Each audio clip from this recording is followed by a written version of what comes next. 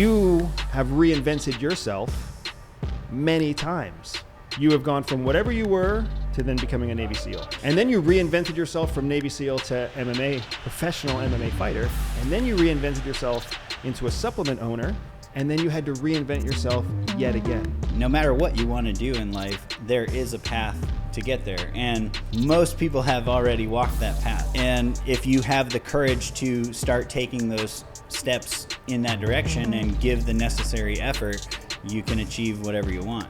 I would say the only thing that separates me from someone who is maybe not as far along or not as achieved as me is just simply effort. Effort and courage are massive differentiators. I'm just going to say, where did you come from and how did you choose to go that direction? Good question.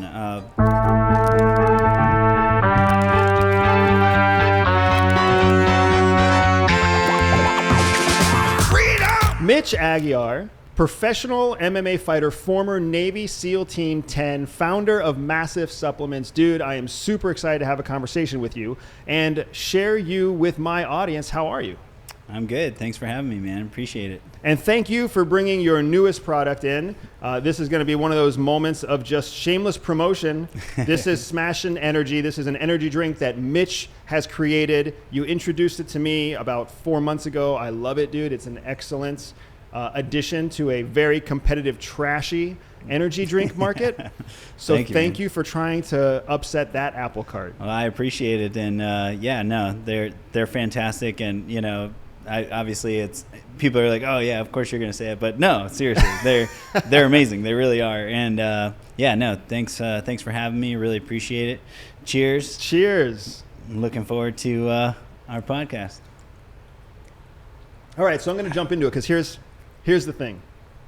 Most people talk about reinventing themselves once at some point in their life.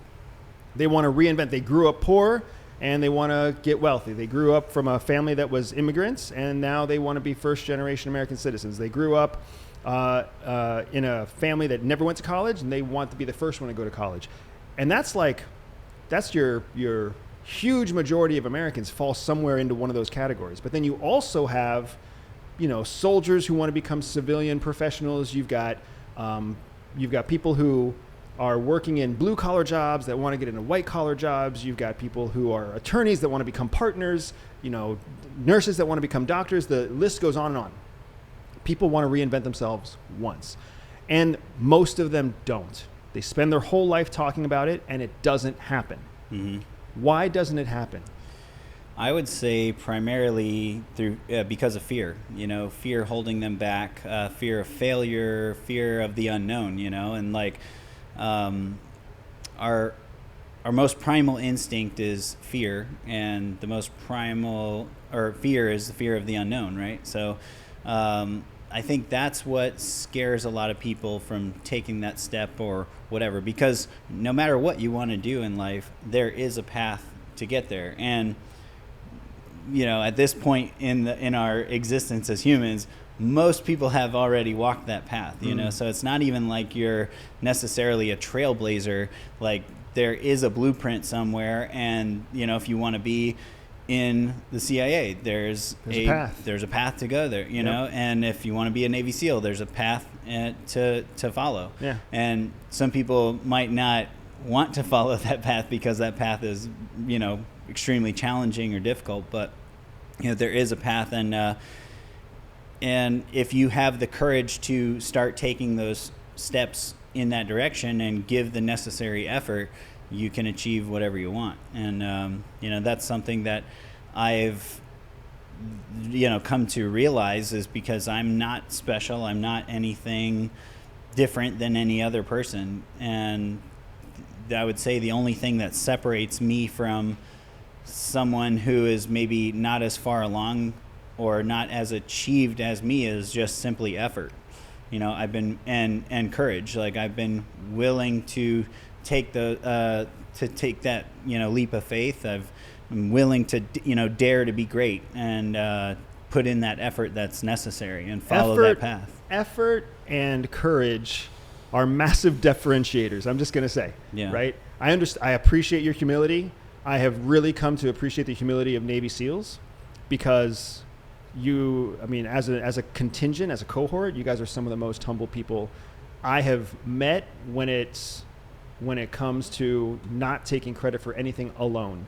You guys always find a way to share the credit with all the people that are involved, the other teammates, the trainers, the doctors, the name goes on, like the list goes on and on for the people that you genuinely, honestly give credit for part of your success to. But what I want to say is you have reinvented yourself many times. You have gone from whatever you were as a civilian to then becoming a Navy SEAL. High school student. High school students. And then you reinvented yourself from Navy SEAL to MMA, professional MMA fighter. And then you reinvented yourself into a supplement owner with a massive online following. And then that massive online following got taken away from you by the powers that be. And then you had to reinvent yourself yet again. So I say that because I don't expect you to say that you reinvented yourself 4 times. I don't expect you to take credit for it. So I'm giving the credit for it because there's an incredible amount for all of us to learn from what you have gone through. So I kind of want to hear the journey that you went through. How old were you when you graduated from Buds?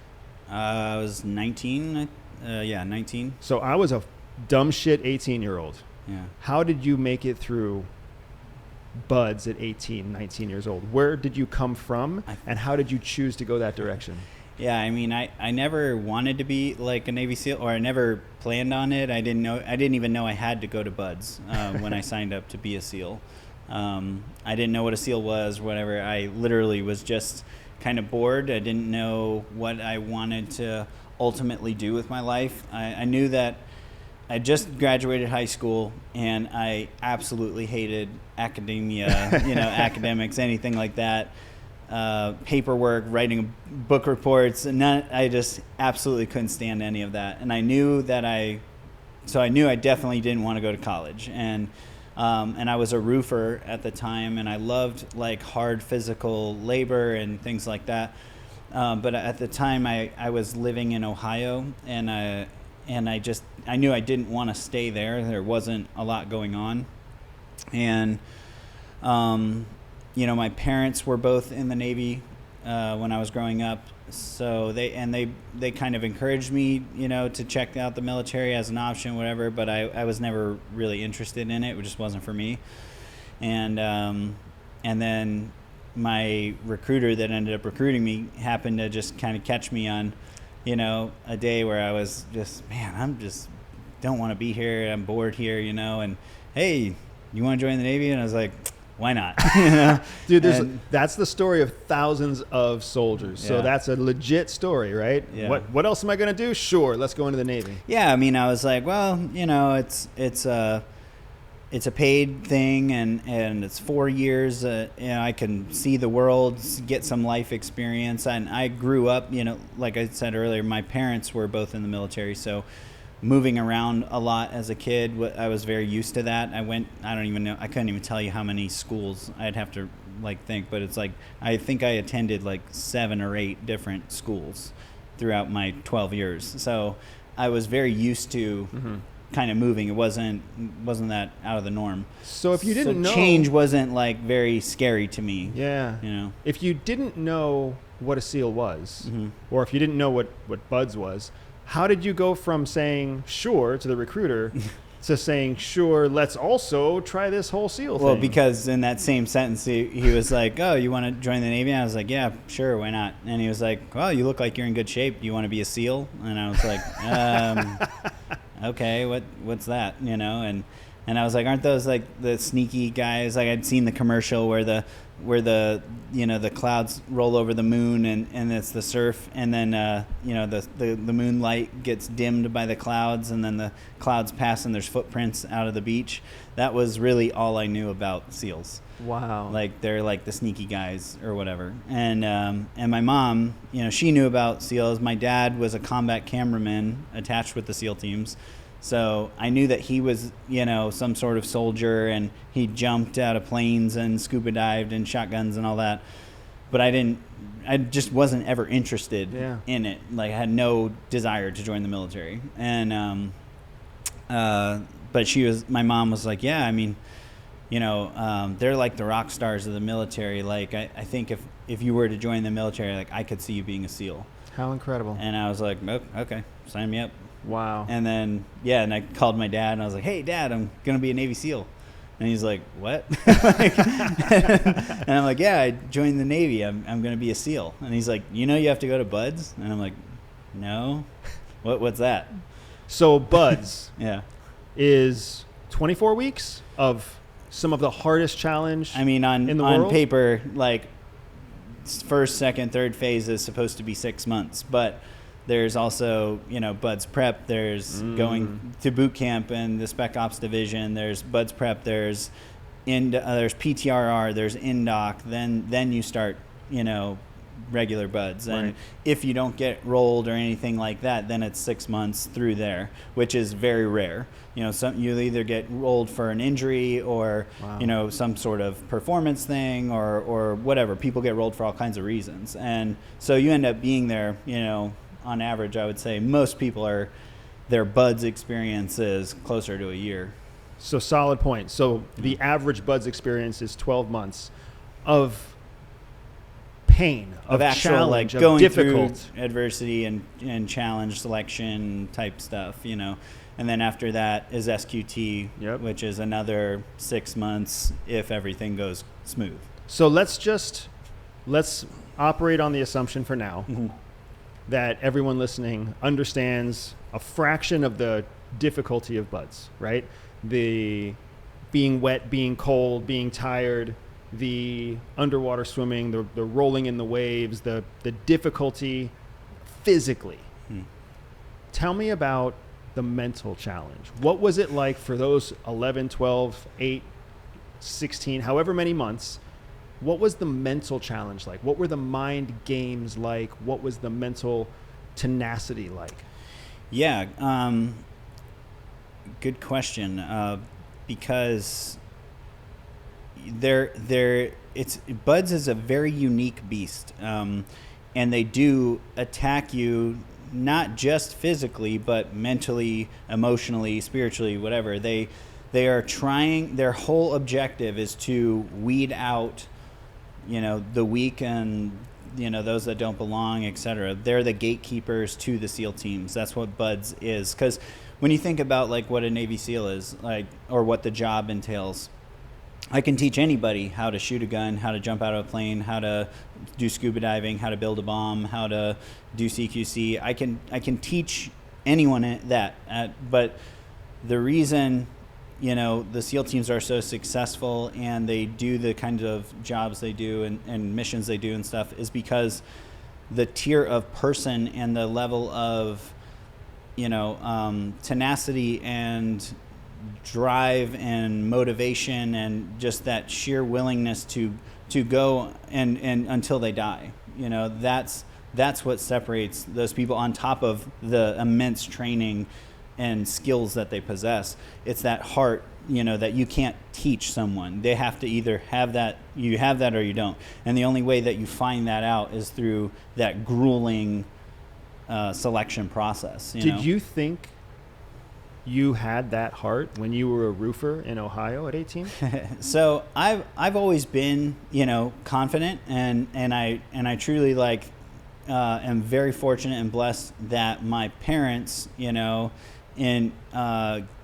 instilled that confidence, I would say, in me, as especially like my mom when I was a little kid, having me up standing on the coffee table singing Mary Had a Little Lamb, at the top of my lungs, and my brother and my mom sitting there clapping like, yeah, that was so good.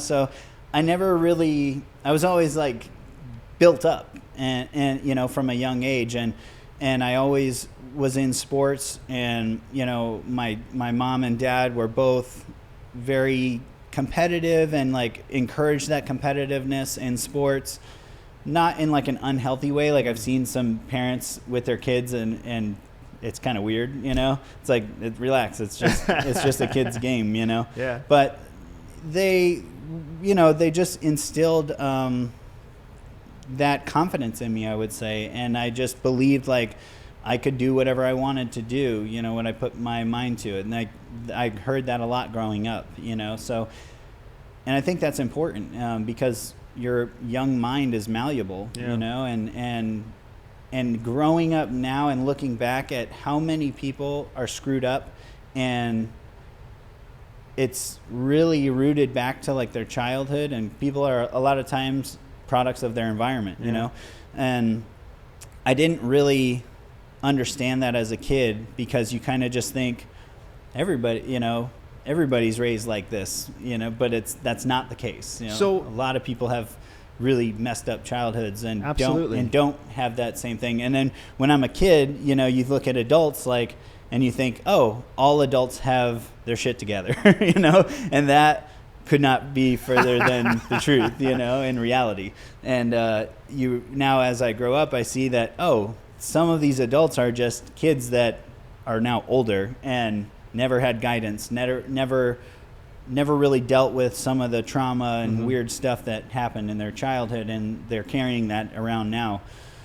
And that, you know, has affected the way they handle everyday situations, you know. So for me, I had a really good foundation mentally, I would say, to where I always felt like I could do anything that I put my mind to. Then I have to ask, how were you an 18-year-old high school graduate without a plan? If you had that kind of awesome support and that kind of awesome upbringing and that much self-confidence, how did you end up being 18 in Ohio, working on roofs, feeling bored? How did you not take on the world right away? Well, I was always like an entrepreneur. Like I always had that entrepreneurial spirit. Like I always was hustling. I was always thinking about different ways to make money. And, you know, and I worked not just as a roofer. In high school, I had 3 jobs. You know, I worked at, my parents had a gas station kind of deli thing that I worked and helped them with. I was also a roofer on the weekends, Friday through Sunday, and then I was also a lifeguard and taught surf lessons at an indoor water park. And so that's a very different story than I was a bored 18-year-old roofer. That is a hustler for sure. Yeah, no. So but with school, you know, I think our school system is designed to create workers, right? And I just did not respond well to that at all. Like it's not that I'm dumb, you know, I'm not dumb. But I did absolutely horrible in school because I just did not care to be there at all. And I'm like, you're giving me homework? Are you crazy? Like I'm already here at school. You're already making me, I'm a prisoner right now. You know, this is all the time you get. Like, and I'm only here because I have to be here. Yeah. And as soon as I walk out that door, school is the last thing on my mind. You know, I don't give care about school. So I got horrible grades. Again, not because I wasn't competent and didn't understand what was going on, but I just refused to like do homework. It was the effort, like you said. Yeah, and I was just like, I'm not interested in this. I would rather give my effort to things that I'm interested in, and I'm interested in making money. I'm interested in life skills. Yeah. Like I don't care about ancient Egypt. You know, well, it just, you know, in history was even cool to me, but like there was just things that I just didn't care about, you know. And I was just like, I'm not going to use this in my life. When you end up in Buds, you lose all of that support network. Your cheerleaders, your family is taken away. They can't come with you. Right. It's not like, I'm guessing you can't call mom every like Wednesday and get like a pep talk. No, you could. You have access to phones and stuff like that. So then how did you maintain your confidence in the face of the psychological challenge that comes from them trying to find those people of heart? Yeah. So I've thought about this a couple times too, because I was a rarity in the sense that out of the people there, I was one of the very few that didn't know what a SEAL was, didn't ever care to be a SEAL or whatever. This was just something I was doing, like on a whim. And that was not the case or the norm for most of the people there. Most of the kids there wanted to be a SEAL their whole life. And I say kids, I mean, I was also young. Most of the average age, I would say, was 24, 25 years old in buds. And that's 5 or 6 years older than you were. Oh, yeah. And that's a big difference. Absolutely. From 18 to 25 is a big difference in maturity level and even life experience, because, it's not that different from maybe, 5 years old to 10 years old, but it's a much different from 18 to 24. Right. You know what I mean? Like, because you're already kind of an adult, and now you're starting to form your own views and opinions and stuff like that, thinking more critically, etc. So that was definitely a big challenge for me. That was probably my biggest challenge in buds, was my maturity. Wow. Looking back at it, And in what way was maturity a factor? What did the 25-year-old have that was easier than what you had? Now, easier is not the right word, but what maturity advantage did they have that you were missing? Social and life experience, and like they had more context of what was going on. Yeah,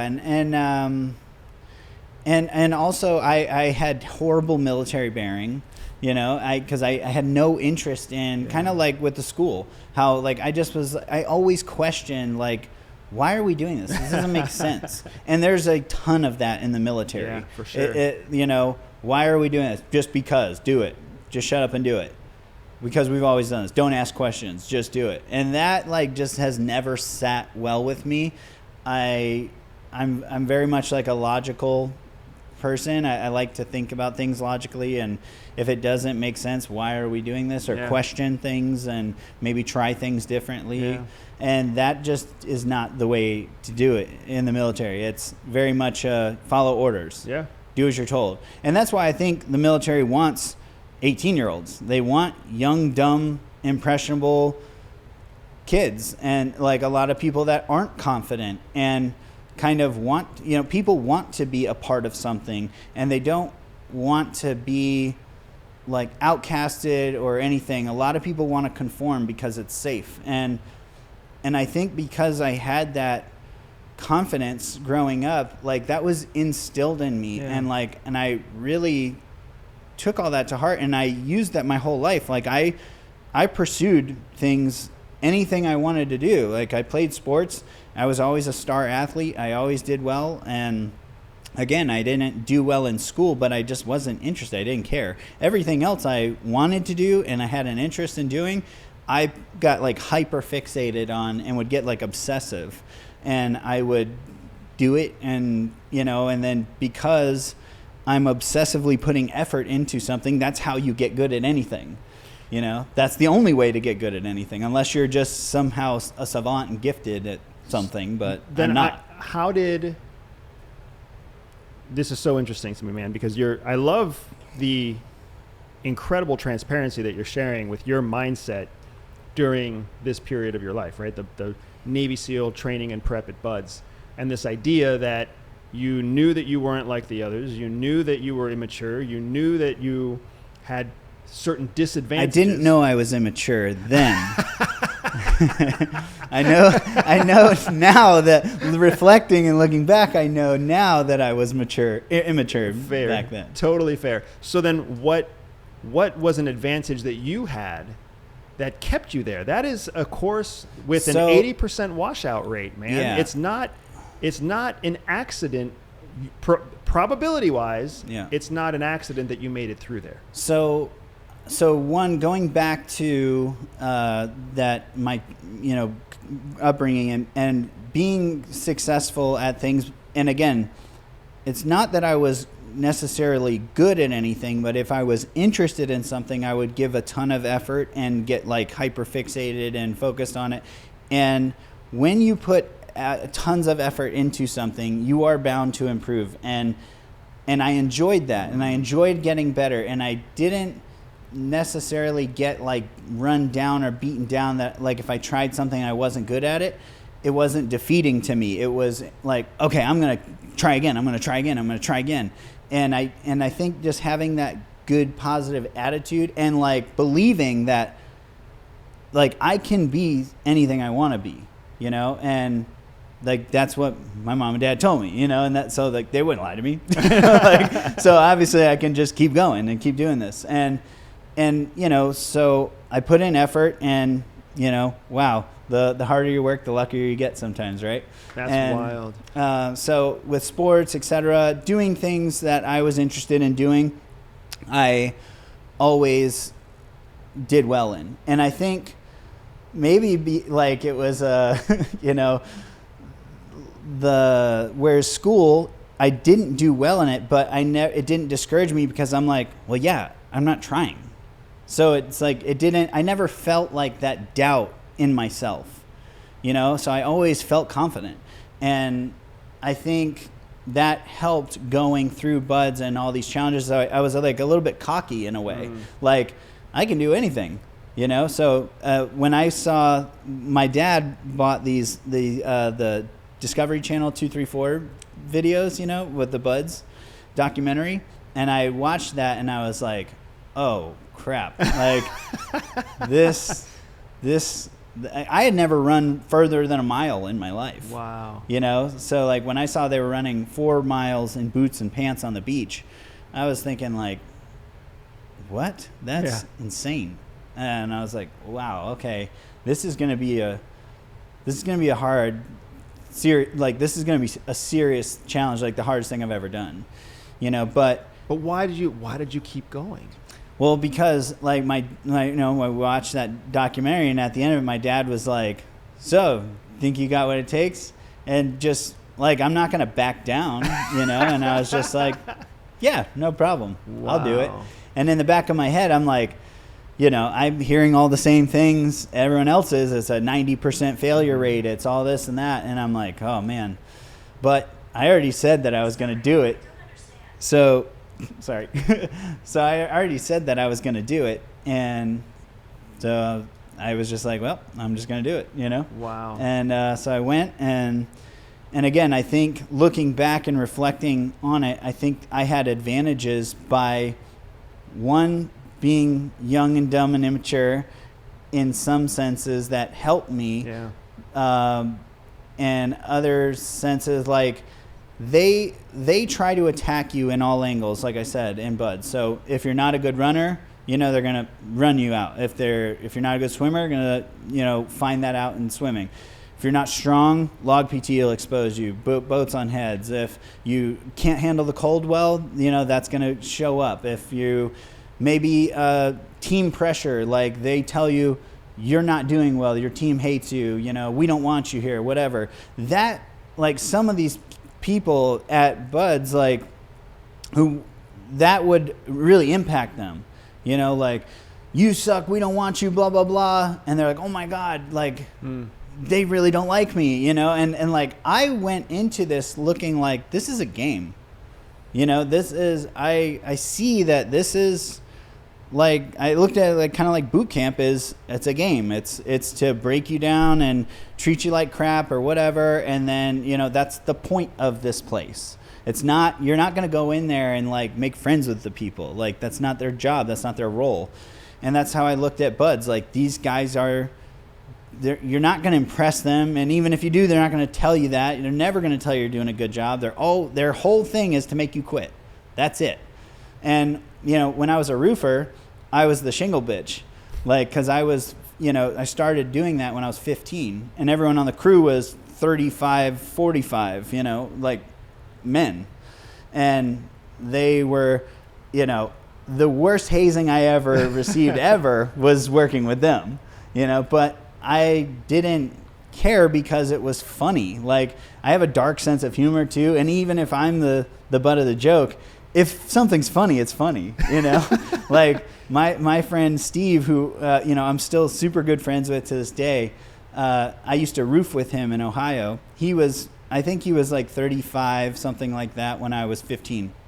So, and he used to just relentlessly just make fun of me and haze me and everything like that. Like, we'd be on the roof and he would just, like, you know, I had to pick up the shingles. He would frisbee him across the yard. He would piss on my car door handles, like, but he was the funniest dude. Like, like I said, even if I'm the butt of the jokes he would make were so funny. I'm like, damn it, and I'm laughing, but I'm like, and everyone is laughing, but they were just so funny, and and it wasn't like he actually hated me or something like that. We were friends, but it's like if you and your friends bust each other's balls or whatever, like he's just really good at it, and it was way more hazing and stuff being with those guys, those grown men on that crew, and we worked hard, in the summer, 90 plus degrees on a roof, and I'm dirty picking up shingles and all that stuff. It's like, but I'm having a great time laughing,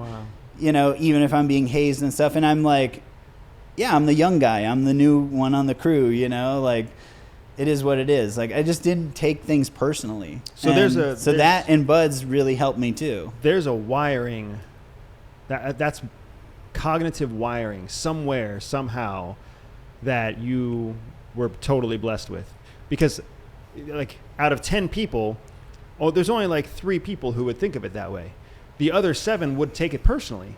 They would see it as inappropriate. They would see it as unnecessary. They would see it as demeaning or demoralizing. Yeah. So the fact that you could see the humor even through the fact that it was all those other things, like that is absolutely like a brain wiring gift. And I call it a gift because for what you have gone on to do with your life, that really is a superpower for you. Yeah. And people need to realize that like you are in control of your emotions. You are in control of whether or not you choose, like, is this going to offend me or not? Yeah. Like you're the one that can give that power or not, and that's why, like what I say in my business, and, some of our mottos are mindset is everything and attitude is contagious, and don't be a pussy. That's our other one.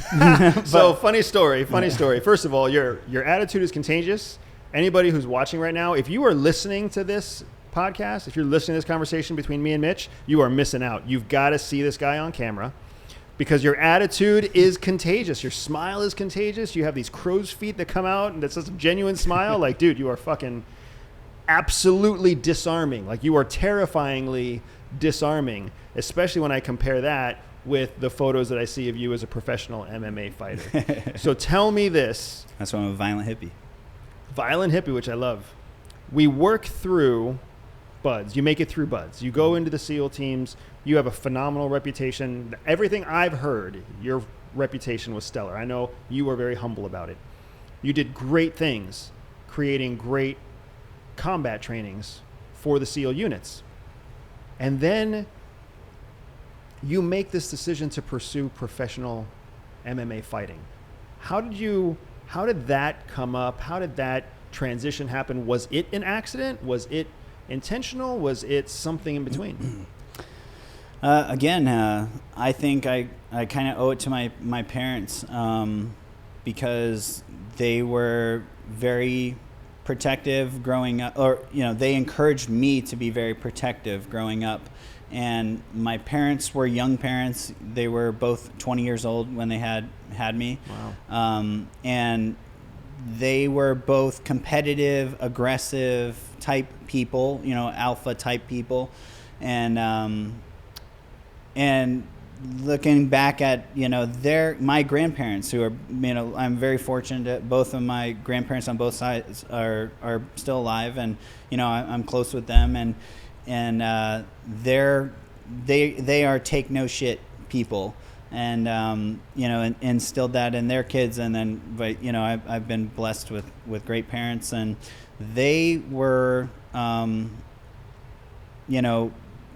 real with me. That growing up, my little brother was a year younger than me, and he was kind of like fat growing up, and kind of like more of the video game, kind of nerd type, and just wasn't like a stellar athlete or whatever. I was like more the jock. And so my parents were like, hey, your brother's probably going to get picked on and stuff like that, and in school, and you need to stick up for him. And like, if you see anyone messing with your brother, I don't care where you are, the bus and the principal's office and in the cafeteria, whatever, you beat their ass and make a statement. And, you know, and if you don't, you're going to be in trouble when you get home.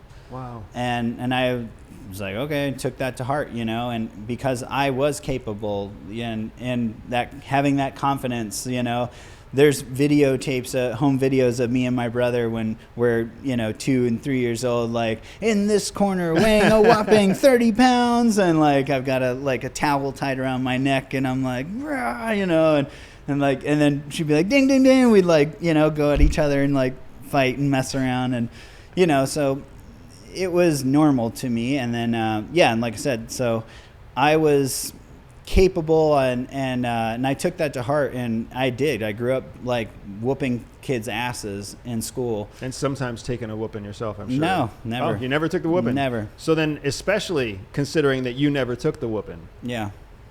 You had to have gotten whooped by some of your fellow peers in the SEAL teams and in those combative trainings and in those experiences. I got a whooping one time by many people. So, you know, when you're outnumbered by quite a bit, there's only so much you can do.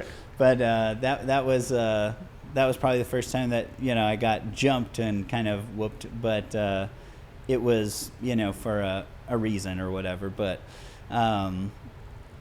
yeah, no, I never like a one-on-one fight growing up and anything. I never started fights in the sense like I bullied bullies.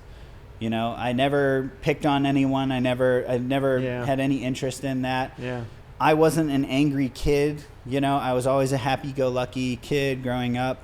But if you messed with my brother, like I took it to heart. I would whoop your ass on site. And that transferred also into like now my friends, because it was like, well, you know, I see that if I didn't like bullies, I didn't like people that were picking on people, you know, and you know, I ended up writing my own ethos, and like in there's a line and it says, my strength and aggression are a blessing and I utilize them justly. And I really felt blessed that I was aggressive, that I was confident, that I was capable. And, you know, and that's kind of what I carried that my whole life. And then it's just funny that I became a Navy SEAL, you know. I don't think it's that funny. It seems like a fit, kind of divinely inspired. Tell me, how long is your ethos, your personal ethos? It's, I don't know, maybe 13 lines, something like that. Do you have it memorized? I don't have it memorized because my memory sucks. I do have it written down. I can read it. I would love for you to read that. Okay. I have tried to memorize these, but like I feel like my brain is like a hard drive, you know, and it's like I've only got so much RAM, you know, so it's like if I need to remember something new, I got to delete something old or something. I totally get it, man. I remember when I was with CIA and they first exposed what I had always suspected, that I have a bad long-term memory. It was the most like disheartening thing in the world when somebody else has to tell you what you've always been afraid of, and they're like, you have a below average long-term memory. And you were like, for me at least, it was heart-wrenching. I was like, fuck, does that mean I'm getting kicked out? Does that mean I'm deficient? Does that mean I'm retarded? Like, I don't have a good long-term memory. Yes. I've always known. Unfortunately, yes. Yes, sir, it is. But it turns out that long-term memory isn't what they need. They need a good, strong short-term memory so that you can transition your short-term ideas onto a piece of paper and submit that into a channel. And they appreciated the fact that I had a bad long-term memory, because that means I'm not going to remember secrets for very long. Yeah, I don't, it's weird. I don't write anything down. Like, I don't take notes, even in my businesses, nothing. I never take notes. I never write anything down, because I usually won't read it again. And so, like, I do have a good memory. It's almost like I have a good midterm memory, you know? I don't know. But, so my ethos go. Personal ethos. Yeah, this is my personal ethos, just kind of Mitch Aguiar. What I kind of stand for, what I'm about. Kind of, you know, obviously summed up. So I said, I am genuine and passionate about what I believe in. I do not tolerate mediocrity and will always give my best effort. I hold myself accountable to maintain my integrity and expect the same in others. I do what I say and finish what I start. My strength and aggression are a blessing, and I utilize them justly. I am a protector and will always defend those who cannot defend themselves. I aim to awaken and instill a new mindset in people. I encourage others to follow their passions, pursue happiness, and become the best versions of themselves. I aim to inspire the will to fight. I will always encourage people to be courageous and dare them to be great. I encourage others to not follow blindly or submit to complacency. I will be on guard against my pride and always strive to be humble. I lead by example and practice what I preach. Attitude is contagious and mindset is everything. That is an awesome personal ethos, man. There's a very famous book, relatively recently written, called Atomic Habits. Chapter 1 of the book Atomic Habits is all about defining your personal identity. And defining your personal identity is the process of defining what you are. Right. And so much of your ethos started with I am. Line after line, I am, I am, I am. Yeah. And that's a guiding star. That's a North Star right there, man. What an incredible exercise. What inspired you to create that? I don't remember what, I was doing a course. I was doing a course at Damneck, and I cannot remember what the name of it was or what it was for. But there was some sort of exercise where they were asking kind of like what your views or looks are, or on something. I don't even remember what it was, but because it wasn't like, oh, write your personal ethos. But I ended up writing that for that assignment, and dang, I wish I remembered what it was for. But well, it's fascinating that whatever it was for, it inspired something different, and the thing that it inspired that's different has become something you carry with you in your pocket. Yeah. Right? That's powerful. So you went from being a guy who took no shit, which is funny because I come from a family that gives no shits. You come from a family that takes no shits. Yeah. So very, very different families, right? My family gives no shits. But you make it through BUD/S, you become a Navy SEAL, a successful Navy SEAL at that, and then you have this decision to transition into MMA, professional MMA. How does that transition happen? How is it looked on militarily like it's logical, or is it looked on militarily like, hey, you're double dipping? How does it work? So I actually started fighting while I was still active duty, and again, being that protector and being, I grew up fighting. I was not afraid of confrontation at all. I was not afraid to get into a fist fight. And then going into the SEAL teams, I just that was still me, I was still protective, and when we would go out, we attract a lot of attention, and there's a lot of alcohol involved, etc. So being young and like A-type, around a bunch of guys in the bar scene, women around, etc. How it goes, egos get involved, and people start fights, pick fights, whatever, and I just was the same me. Like I'm never going to back down, or if someone was messing with someone, my teammates or whatever, I got into a ton of fights, a ton of bar fights, and that was just normal, for me. And it wasn't due to alcohol, wasn't due to whatever. I grew up fighting always, and I was a fighter. And then I remember hearing about a MMA League in Virginia that was formed, and the UFC was relatively still kind of newish on TV and like becoming more popular. And but again, I looked at that like the the UFC was like the NFL of fighting. It's not realistic. It's like someone special is doing that or whatever. I never even thought about me doing a cage fight. And then I had heard about this league, and I was like, "Whoa, anyone can do this?" And they're like, "Yeah." I was like, "Dude, I want to do this. Like, I want to fight in a cage. Like, that's awesome." And I was like, "I can fight without getting arrested." Oh my god! Like, hell yeah, sign me up. And so I signed up for my first fight, and I just started training jiu-jitsu. Like I started training jiu-jitsu in 2008 with like friends in the SEAL teams and stuff that maybe had like a blue belt level of knowledge, nothing like crazy, and some wrestling background and everything.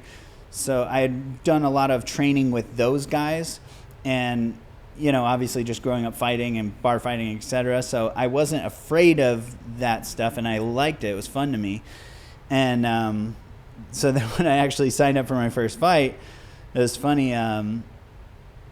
People were like, "Oh, are you nervous about your first fight?" And I'm like, "This isn't my first fight. What are you talking about? Like, this is the first fight that's like with legal gloves on. Yeah, I'm getting paid. Yeah, like that.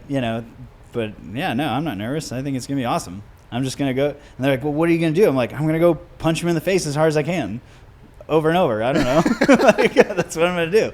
And that's what I did. And yeah, my first fight, I fought a guy that he was on the Junior Olympics team for karate and stuff, and he came out in his black belt and gi and was like, "Yeah, I've been training for 20 years." I'm like, "Yeah, cool, I don't care." And just whooped his ass real quick, and whooped his ass just quick. Smashed him, and I was just like, yeah, that's how I expected that to go, And that's where your name partially came from, Smashin' Frog. Smashin' Frog, yeah, I was the Smashin' Frog at the time. I think if I fight again, which I would like to fight again, I think I'm going to be the violent hippie now. Nice. But because I've evolved. Of course. Reinventing yourself. Of course. And but at the time, I was a frogman, and I was just a very aggressive style of fighting. My plan was always the same. I'm going to go out there and punch you in the face as hard as I can, over and over. Over and over again. How long was your professional MMA career? So I started fighting in 2012 was my first competitive fight, in that cage fight. And then, the last one I did, cage fight, was actually right before COVID. And then I've basically just been doing, ever since, like when COVID happened, it shut down a lot of the leagues, and my supplement company was actually, already kind of taken off and everything. So I had focused on my business more so than like fighting. So when you fight professionally, for those that don't know, it's a very there's not much money in it at all. Like especially in these lower level leagues and stuff, when you start your pro fighting career, you're talking, you might get paid $1,000 to show and $1,000 if you win. So it's like, best case, you'll get $2,000. And when my supplement company took off, I went from living paycheck to paycheck my whole life in the SEAL teams to, we did 115,000 in sales in a week. So I was like, yeah, I think I'm going to go over here and do this and focus my energy and effort in this. Whereas during COVID, there wasn't any local fight leagues. So it was only a handful, and they were here and there across the country. And I didn't feel like going across the country, cutting weight somewhere, and just being miserable just to fight for $1,000 or something, where to me, that was never even my interest. I didn't care to like make a living fighting. I fought because it was fun. Yeah. I just enjoyed it. I fought on the weekends in the SEAL teams literally just because it was fun. I didn't care about making a career out of it. And, the only reason I ended up getting out of the SEAL teams was because I had gained so much popularity from my fighting, because, at the time before, this is again pre-COVID, we had the biggest fight league in the country, like in Virginia Beach, in Norfolk, Virginia. And, at that time I was the biggest fighter in the area. I was ranked number 1 on the East Coast in 2 different weight classes, and was the headline every time that event. We had a big arena, the Ted Constant Center, and would sell thousands of seats, or tickets to these fights, and it was like a huge event, and everybody loved it. My family and friends had tons of people in the crowds. You can see on some of my YouTube videos in the past, when I would walk out, like the crowd go nuts, and like you look and the camera would pan out, and there's just people with smashing frog signs, like it was awesome, and I was like, cool, this is convenient because it's right in my backyard, so I don't have to go anywhere, I don't have to travel, I can just do this for fun. Right. And but it became like, I started as an amateur, I was making like $5,000 a fight, because I started selling my t-shirts, like my fight t-shirts with the Smash and Frog on it. So I'm selling my t-shirts, plus I had sponsors like for all these different businesses, and I was like, hey, you give me $600 and I'll put your logo on the back of 100 t-shirts.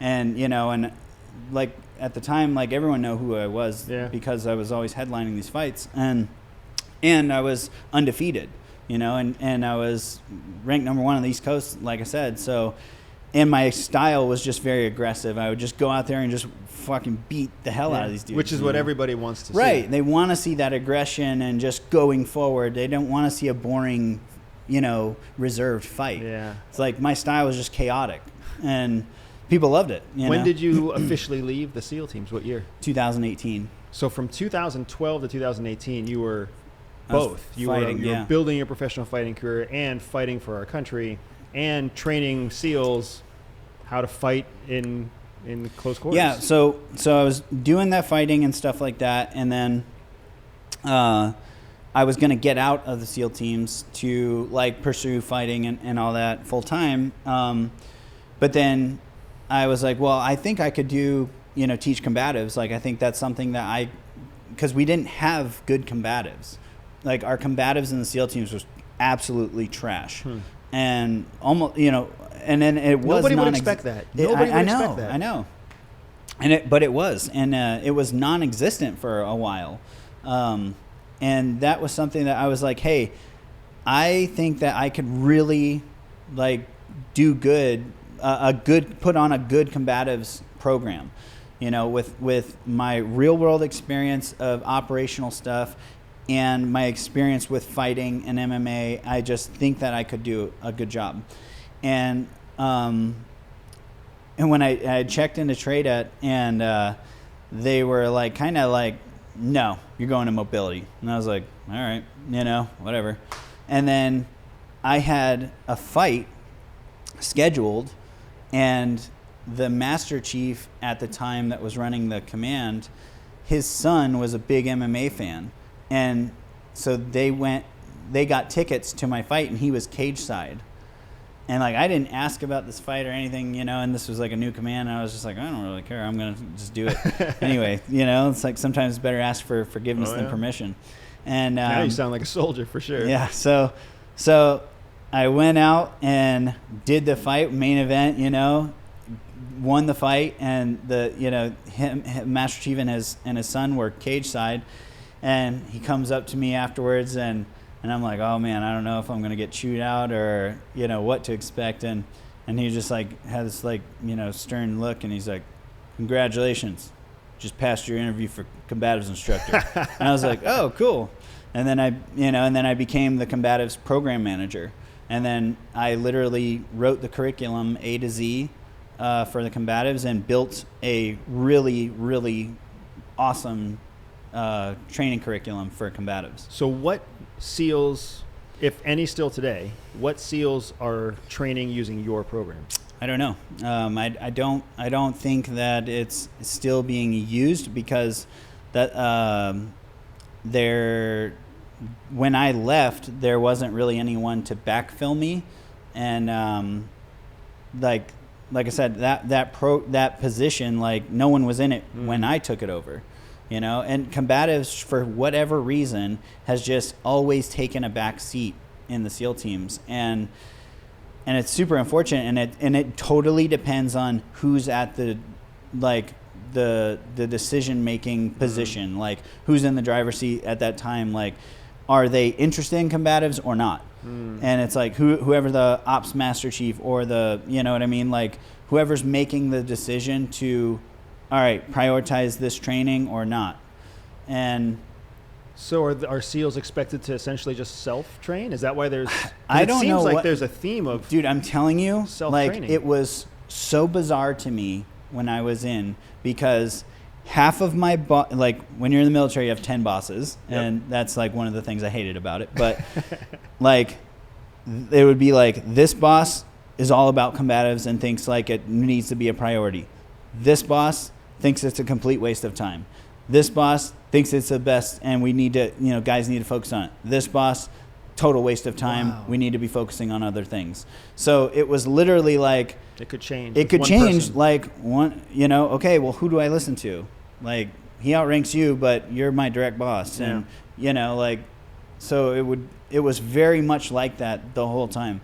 And then when I went away, the program, I think it like kept going maybe slightly, and then it went away. And now I believe they just do like, they have like a black belt come in every once in a while and do like a jiu-jitsu club, and then a Muay Thai guy come in and do some Muay Thai. But that's not, what we were talking about yesterday. It's like, that was not my philosophy and approach with the combatives program that I was running, because I had that real world experience in both. But I'm like, your combatives need to, your tactics need to drive your combatives, not the other way around. Because if you're on target doing a triangle choke, something's gone terribly wrong, So you go from Big Brother to Navy SEAL to Navy SEAL combatives instructor developer to professional MMA fighter.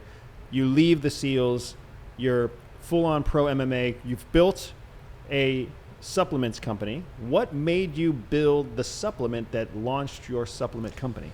So again, so back up to the fighting, right? So I was telling you I was making like $5,000 a fight for that. So I had started doing the T-shirts for my fight shirts, and I was selling, the ad space essentially on the back of the shirts, and then I would sell, print the shirts, and then I would sell the shirts. And here's that entrepreneurial spirit. Exactly. All the way back to high school. Oh, it's coming in as you talk about ad space. Way before then. Yeah. Way before then. But as far as I can remember, I was doing stuff like that to make money. But yeah, I was selling the T-shirts and was growing my social media and stuff to give back to my sponsors. Because I didn't really have any other way other than selling the T-shirts and creating the Instagram and making posts and stuff to promote the businesses that sponsored me. And then, I really liked seeing people wearing the Smash and Frog shirts and stuff like that, and they would post them on social media and stuff, and I thought that was really cool. And at the time, I was like, but it's a big green frog, on it, and I'm like, that's not a shirt that people are going to wear every day. Like, they're only going to wear it to my fights, right. And I was like, at the time I was posting like motivational content. I was, trying to encourage people to push themselves, etc. And a saying that I was always saying was, mindset is everything. And I was like, maybe I'll just put that on a T-shirt, like, and that could be something that people would wear every day. And so I was like, yeah, I'll take a chance. And I ordered like 30 shirts and put them out on my social media and on my website where I sold my Smash and Frog shirts. And that was the other thing. I had the website because people on social media were messaging me because they saw people wearing the shirts locally, like my friends and family, and like people at the fights wearing my shirts, and people that I was new to social media because I never had social media, right? And then I had people messaging me like, hey, can I buy a Smash and Frog shirt? And I'm like, you don't even know me. And I'm like, what do you mean? Like, you want to buy a Smash and Frog shirt? Like, where do you live? And they're like, Nebraska. And I'm like, what? Why do you want a shirt? Okay. And like, so I didn't have a website or anything at the time. And I'm like, I guess, should I give me your address? And mail me a check, So they would literally like mail me $20 cash or a check, and I would mail them a shirt. Like, I would go to the post office and write your address, and that's what I did. And then people started doing that more and more. Like, more and more people were asking me for these Smash and Frog shirts, and I'm like, what the heck? I'm like, okay. And then I'm like, how many people want these? Yeah. You know, and it was like a bunch of people were like, I want one, I want one, I want one. And I'm like, okay, this is weird, you know? So then I had to look into like how to create a website. Yeah. And then once I got a website, then it was like, I thought like, I was like, whoa, I just created Amazon, you know, because these people were typing in their name and address and all that stuff. And I could just hit print on a label, like a label printer, instead of handwriting it out. And I was like, dude, I'm Jeff Bezos. I've invented you know? the wheel. Yeah, I'm Jeff Bezos, basically. And, you know, so then I had my website with my Smash and Frog shirts. And then I was like, okay, cool. And then, yeah, when I launched the Mindset is Everything shirts, I put like 30 shirts on there and launched it on my Instagram, and they sold out instantly. Wow. And I was like, whoa. But shirts are a whole different ballgame than a supplement. For sure. So I'll get there. So sorry, I'm long-winded. So I was like, whoa, that was crazy. And so I bought 60 the next time, sold out instantly. And I was like, wow, okay. There's something, I'm making $20 a shirt. Like maybe there's something here to this. So I'm like, okay, now I need to I saw the power of social media. And at the time I only had like 5,000 followers, something like that. But which was crazy to me. I remember telling my mom, like, she's like, wow, you have 5,000 followers? And I'm like, yeah, that's crazy. I don't even know 5,000 people. That's wild. Like, it was so weird to me. Yeah. But then I saw the power, and I'm like, wow, what if I like keep putting effort into this and like grow my audience, and then I could sell a bunch of shirts, and I, you know, maybe make a bunch of money with that. So then I just kept putting effort into growing my content or growing my page and being consistent with posting stuff. And I had, and so I was doing that, and I was being like real successful with it. And I ended up selling $150,000 worth of shirts my first year of selling shirts. And I was still in the Navy, you know? So I was like fighting also. So I was like, wow, there's something to this, you know? And then I was like, okay, I want to kind of pursue this more, you know? And I think that like I need to get out of the Navy in order to really kind of pursue this. Not just because, you know, in the SEAL teams, it's like, and at the time especially, this was like in 2017, you know, social media was like really frowned upon, you know, and it was like, oh, we're the quiet warriors or whatever, even though we do our training in Coronado and scream as we run across the street and stop traffic, and, you know, and there's movies and books about us, but we're secrets. Okay. But anyway, that's neither here nor there. But so I was like, all right, I'm going to get out and pursue, you know, building my social media and my business. And so I did. And I just didn't have anything to post one day. And I was just trying to be consistent. Like, all right, I just need to post something. So I ended up posting my little concoction that I drank every morning. And that was also what I did to to cut weight for my fights. I fasted. So I would make this blend of superfoods, and then I would drink it, and I would just fast. I wouldn't eat any food. And I would do that for 10 days at a time and drop like 18 pounds, you know. And so I just didn't think anything of it. I just shared it and was like, yeah, this is what I do, you know, as a post. Like, and it just, you know, sparked all kinds of interest and was asking me questions about it nonstop. And I was just getting bombarded with questions. And out of pure annoyance, after, like, because I laid it out as like idiot proof as I could. And I was like, here's all the ingredients, here's all the pieces. You can go on Amazon or Vitamin Shop and get all these, and I just mix them together. That's what I do. I have no association with these companies. I'm not sponsored by them, whatever. Like, but this is what I do. And after like a year and a half, like, people were just, what is that? Asking me questions. I'm like, oh my God, dude. I'm like, okay, out of pure annoyance, I'm just going to go like to a manufacturer. Can you just take all of these and mix them into one thing? Wow. And my followers were calling that concoction the Smash and Greens because I was the Smash and Frog, and that was like my green concoction. So they named it, you know, and That's so then awesome. I just made it a product and I said, here, Smash and Greens are born.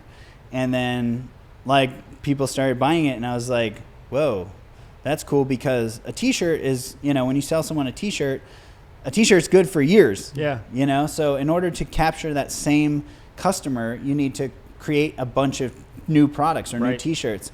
Whereas like a consumable product, you capture one person, and if they like your product, you have them over and over and over as a repeat customer. Not to mention the fact that a t-shirt doesn't change someone's life. Yeah. A consumable product. It might, with a good message. Fair. I stand corrected. But I will say that a consumable that has a very specific outcome that is true to form can. Yeah. It can change someone's weight. It can change someone's sleep. It can change someone's skin. Well, it can change someone's and that energy. was the thing, was like my brother lost 110 pounds using my Smashing Greens. Wow. And lots of people have lost, you know, 100 plus pounds using the Smashing Greens. And, you know, doing it in these fasting routines that I do, where like I showed people, like, you know, and paired with our motto, mindset is everything, don't be a pussy, you know, and just do it. Like, if you want to do it, and don't make excuses. Just, you know, and when people did that and applied that discipline and mindset, they had results. Weird. So I have to cut us off. Yeah. Because of time constraints. No worries. We're going to have to sit together again and finish this story. But what I want to do is I want to tell everybody, at your peak on Instagram, what was your approximate number of followers? 370,000. 370,000. And I was verified before you could just buy it for $10, you know, so which was a big deal. At your peak, you had 370,000 followers. Yeah. So there's a whole second half of the story that we have to get into. Yeah. But what I want folks to do is if you have an Instagram account, look up Mitch right now. What's your handle?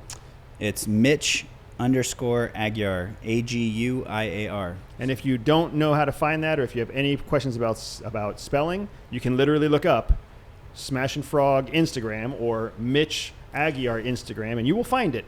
And you will see that the number that you have there as of 102,000. as of February 28th is 102,000. How did Mitch lose 66% of his followers? That comes in the second half of this story. But for now, what I need you to do is look him up. Go to the description below on this video, and you will find links to Smashing Greens. You will find links to Mitch's Instagram account. This man is doing amazing things, and the story is only about to get even more interesting the next time we sit with him. If you've enjoyed what we've talked about, make sure that you like, make sure that you leave a comment, make sure that you subscribe, share this message with a friend. This is the kind of story you want to get someone else engaged in, because you're going to love it. Folks, Mitch Aguiar. Mitch, thank you so much for making time. Yeah, if you want to know more about how I think and how Mitch thinks, make sure you follow the link below to take the SPY quiz, and you will see whether or not you're wired the same way that we are wired. And I have to say, I am not the smash anybody in the face over and over again kind of guy. So I am so happy that the violent hippie side of you stays to the hippie-ish side whenever I'm around. Thank you very much, folks. We'll see you on the flip side, and thank you, brother. Thanks for having me.